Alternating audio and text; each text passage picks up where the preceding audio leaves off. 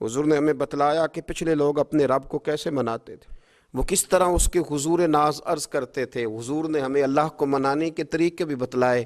فرمایا جب ماں باپ دعا مانگیں گے اولاد کے حق میں تو وہ مان جائے گا۔ حضور علیہ السلام نے فرمایا جب مسافر دعا مانگے گا تو اللہ مان جائے گا۔ فرمایا میرے رسول کریم نے کہ جب بیمار دعا مانگے گا تو اللہ مان جائے گا۔ اور سید عالم علیہ السلام فرمانے لگے جب تمہارے ضعیف، کمزور، مجبور لوگ دعا مانگیں گے تو اللہ مان جائے گا۔ اور حضور نے فرمایا جب تم فرض ادا کر کے دعا مانگو گے تو اللہ مان جائے گا۔ اور میرے محبوب نے فرمایا جب پچھلی رات اٹھ کے تم اس کے حضور عرض کرو گے تو وہ تمہاری دعاؤں کو قبول کر لے گا، وہ تو مان جائے گا۔ اور حضور نے ہمیں دن بتائے، فرمایا جمعے والے دن مانگنا مان جائے گا، شب قدر کو مانگ لینا مان جائے گا، شب برات میں دعائیں کرنا وہ مان جائے گا، رمضان کی راتوں میں مانگنا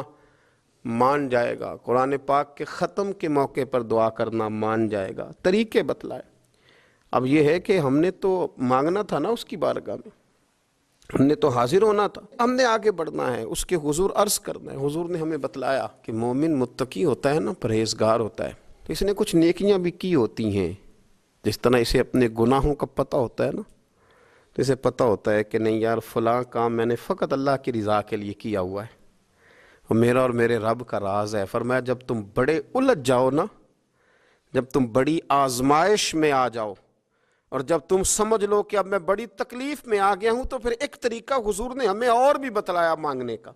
ایک اور طریقہ بھی بتلایا، اور وہ روایت صحیح مسلم میں موجود ہے۔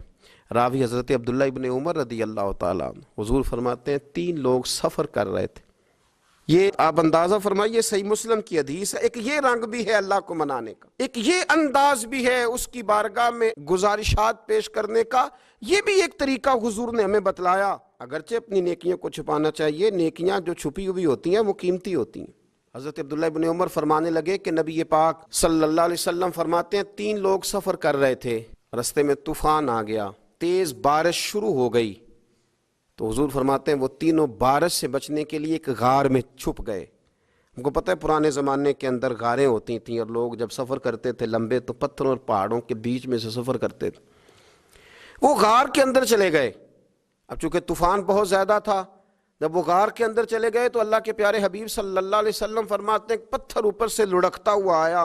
آ کے اس نے غار کو بند کر دیا۔ اتنا تیز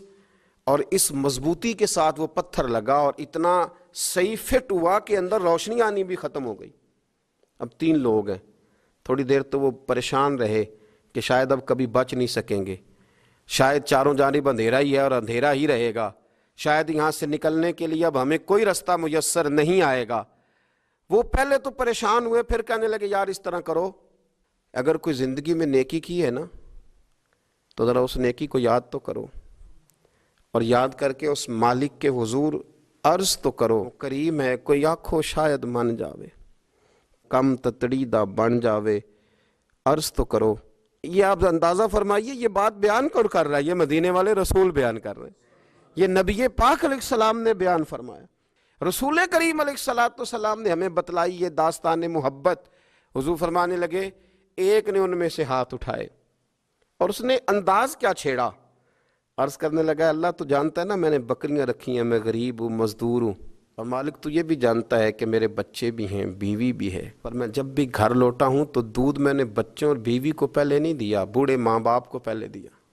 وہ غار میں تنہا بیٹھے ہیں اور اپنے مالک کو منا رہے ہیں، عرض کرتے ہیں اللہ تجھے یاد ہے نا ایک رات جب میں بڑی دیر سے لوٹا تھا، لکڑیاں کاٹتے، درخت تلاش کرتے، مجھے دیر ہو گئی، میں دیر سے لوٹا تھا، نیت یہ کر رکھی تھی کہ دودھ سب سے پہلے ماں باپ کو پلاؤں گا، مالک جب میں لوٹا تو وہ بوڑھے تھک کر کے سو گئے تھے،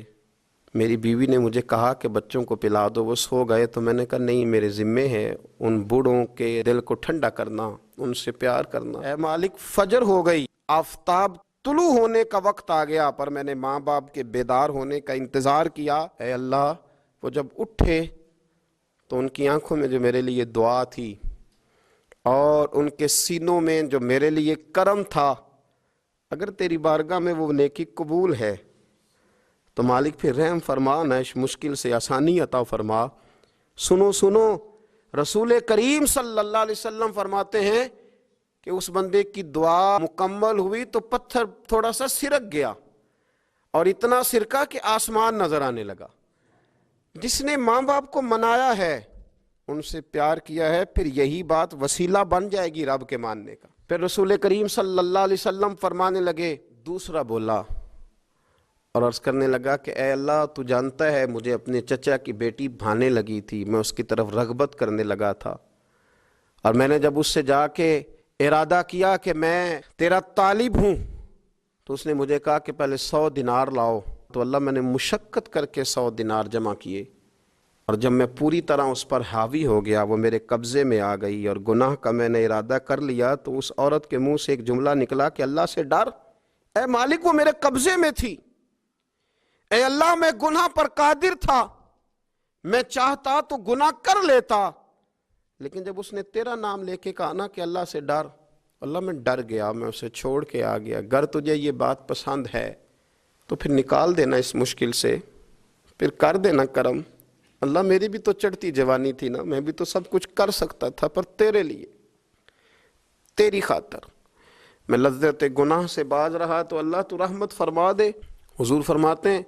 اس کی دعا مکمل ہوئی تھی کہ پتھر تھوڑا اور سرک گیا۔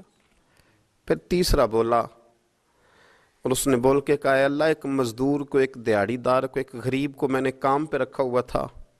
یہ تیرا اور میرا راز ہے اللہ۔ وہ مزدور، وہ دیہڑی دار میرے پاس کام پہ لگا تھا، کچھ چاول میں نے اس کی اجرت مقرر کر دی کہ تو کام مکمل کرے گا تو میں تجھے دوں گا، اور جب اجرت لینے کا وقت آیا تو وہ بگڑ کر ناراض ہو کر چلا گیا، میں اسے ڈھونڈتا رہا، وہ مجھے ملا نہیں، میں نے اس کے چاولوں کی قیمت کاروبار میں انویسٹ کر دی، اس کا تھوڑا سا سرمایہ پر میں نے کھایا نہیں، پھر وہ مجھ سے میں کاروبار کرتا رہا اور اتنا کاروبار کیا کہ بہت ساری گائیں اور ان کے چرواہے تیار ہو گئے، وہ سالوں کے بعد لوٹا، میں نے اس غریب کا مال کھایا نہیں بلکہ بڑھایا، محفوظ کر کے رکھا، وہ سالوں کے بعد لوٹا اور کہنے لگا میرا مال، تو میں نے کہا وہ ساری گائیں تیری ہیں، وہ چرواہا تیرا ہے، یہ سارا کچھ تیرا ہے، تو کہنے لگا تو مجھ سے مذاق کرتا ہے، میں غریب کہاں اور اتنی بڑی گائیں کہاں، تو مذاق کرتا ہے؟ تو میں نے کہا مذاق نہیں، میں نے اپنے رب سے ڈر کے تیرے مال کی حفاظت کی، یہ تیرا ہے، اے اللہ میں کھا بھی تو سکتا تھا نا، پر تجھ سے ڈر کر میں نے وہ سارا محفوظ رکھا۔ اللہ اگر تجھے میری یہ ادا پسند ہے تو پھر آج مان جانا، آج راضی ہو جا۔ اللہ کے رسول فرماتے ہیں اس کی دعا مکمل ہوئی تھی کہ پتھر لڑکا اور ان کے لیے رستہ بن گیا، وہ باہر آ گئے، تو حضور نے ہمیں بتلایا کہ وہ تمہاری نیکیاں جو چھپی ہوئی ہیں، وہ تمہاری نیکیاں جو تم نے خالص اللہ کی رضا کے لیے کی ہیں، ان نیکیوں، ان اعمال کا وسیلہ بھی تمہارے رب کے ماننے کا ذریعہ بن جائے گا، اس کو منایا جائے، اس کے حضور حاضری دی جائے، اس سے بخشش کا سوال کیا جائے، اس کی بارگاہ میں یہ گزارش کی جائے کہ اللہ غریبوں، مجبوروں، کمزوروں اور ان لوگوں کے صدقے جو اللہ رستہ دیکھ رہے ہیں کہ رستہ کب کھلے گا،